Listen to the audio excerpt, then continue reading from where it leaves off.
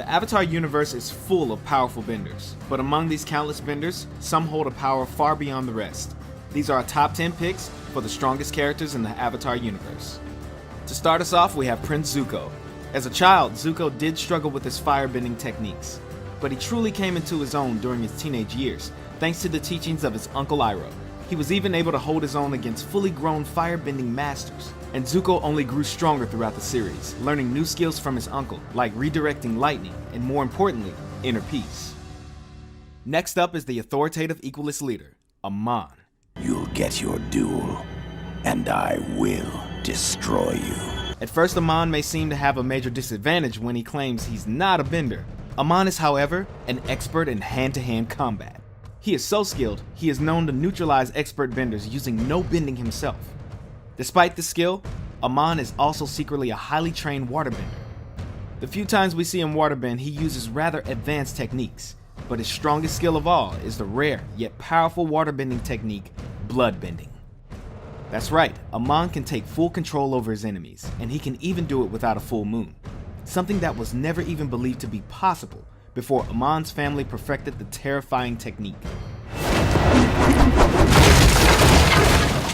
Next on our list is the tyrannical leader himself, Fire Lord Ozai. For the majority of the series, he remained more of an ominous mystery, a looming threat whose power came more from the fear of the unknown than his actual abilities. But when we finally did get to see Ozai in action, he proved that his power came from much more than fear. The Fire Lord had an intense and wild style of firebending, fueled by anger and hate. While he did harness the power of Sylvan's Comet to give his bending an extra boost, it is clear that comet or no comet, Ozai is a force to be reckoned with. Up next is everyone's favorite airbending teacher, Tenzin. Although Tenzin is a known pacifist and prefers to avoid a fight whenever possible, he has proven to be a potent example of airbending prowess. The burden of passing on thousands of years of airbending knowledge has driven Tenzin to honing his skill as an airbender to a high level of mastery. I will never let you get to Korra. Unfortunately, you don't have a choice. Yes, I do. He is able to hold his own against numerous highly trained Equalists and their mechanical weaponry. He arguably got the better of the infamous Zahir, keeping the villain on the defense and demonstrating his bending superiority, before losing due to a little more than some bad luck.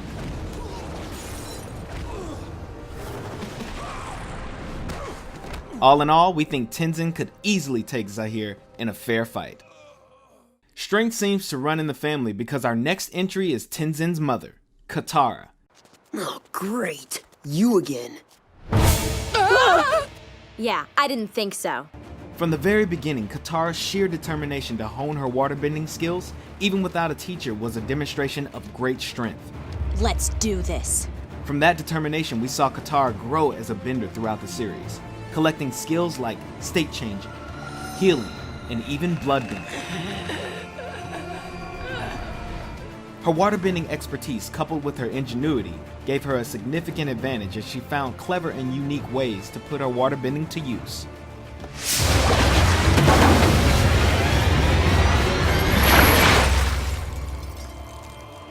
Although Azula is only 14 years old, she is regarded as one of the most fearsome firebenders of her time. After mastering the basics of firebending at a very young age, her flames held such an intense heat that they developed a signature blue color. In addition to her standard firebending, she quickly advanced onto more complicated powers, like the ability to generate and control lightning, which is regarded as one of the most powerful and dangerous techniques in a firebender's arsenal. She has also proven time and time again to be a skilled combatant and strategist, and was often able to use her smooth demeanor to get inside her opponent's head. Azula's cold and relentless personality added to her immense physical power that made her a fierce leader, as well as a frighteningly dangerous foe to any who would dare cross her. What is wrong with that child? Next up is Toph Beifong, aka the Blind Bandit. I am the greatest earthbender in the world! Don't you two dunderheads ever forget it! Though you wouldn't know it by visiting her home in Ba Sing Se, Toph is an earthbending prodigy. Her mastery of the craft allowed her to perfect the technique of using earthbending to detect vibrations in the ground, giving her a hyper-awareness of her surroundings. Not only did this replace her sight, but it allowed her to anticipate her enemy's every move and could even inform her if someone was lying. He's not lying. How can you tell? I can feel his breathing and heartbeat. When people lie, there's a physical reaction. He's telling the truth. And we haven't even scratched the surface. Toph is able to use her earthbending for countless applications, whether it's to protect her allies, immobilize her enemies, or even mobilize herself. Toph has a skill for almost any situation. Need a ride? She has even gone as far as to invent and master an entirely new form of bending. Have I ever mentioned how sweet it is that you invented metal bending? You could stand to mention it more. When Toph runs into something she struggles with, she puts her rock-like willpower to the task until she's mastered that as well. Woo! Toph, you rule. Don't let his good nature fool you, because beneath Iroh's optimism and wisdom comes a raw power that only experience can bring. As one of the few firebenders of his time that understood how to firebend without resorting to anger, Iroh had a high level of mastery over the art. Though he would usually prefer to avoid a fight, he was not afraid to demonstrate his ability if the need presented itself.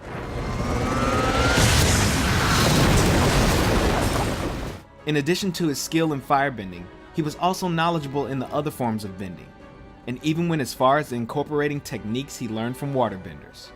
And as if that's not enough, Iroh was also a master tactician in battle, and was even once considered the Fire Nation's top general. Centuries from now, people will study the great Admiral Zhao, who destroyed the last of the Water Tribe civilization. You're lucky you're here to see it.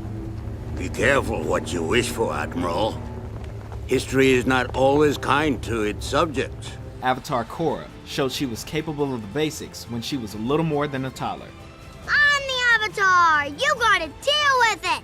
By the time she was 17, she had mastered 3 out of the 4 elements and even showed immense skill in fighting while switching between bending styles.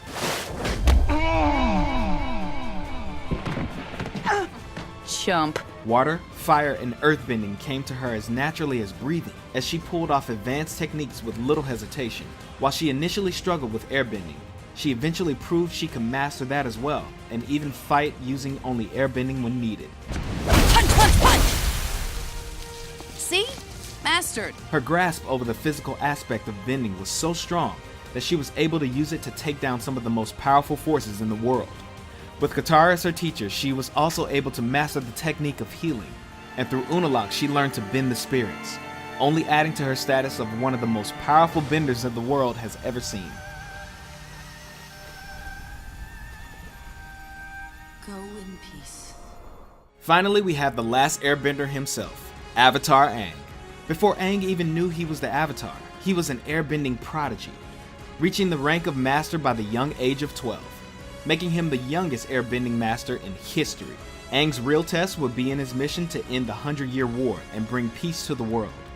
And that's where he would demonstrate his true power. When Aang began his journey, he only knew how to airbend, and had less than a year to learn and master the other 3 elements. While he was playful and often lighthearted, he proved to be a determined student when he focused his efforts, and became proficient in waterbending, earthbending, and firebending in record time. While he did gain a high level of expertise in the physical aspect of bending, it is in the spiritual aspect where he really excelled. Thanks to his training from the Air Nomad monks, Aang demonstrated a calmness of mind and a level of wisdom far beyond his years. This spiritual strength was only amplified after Aang's training with Guru Patik and learned to unlock his 7 chakras. Aang was even able to learn an entirely new form of bending, energy bending. This ancient and forgotten art allowed Aang to bend the energy inside of others, and even remove their bending abilities entirely. Aang's physical and spiritual power, as well as his own unbendable spirit, were what ultimately allowed him to take down the Fire Lord and end the 100-Year War.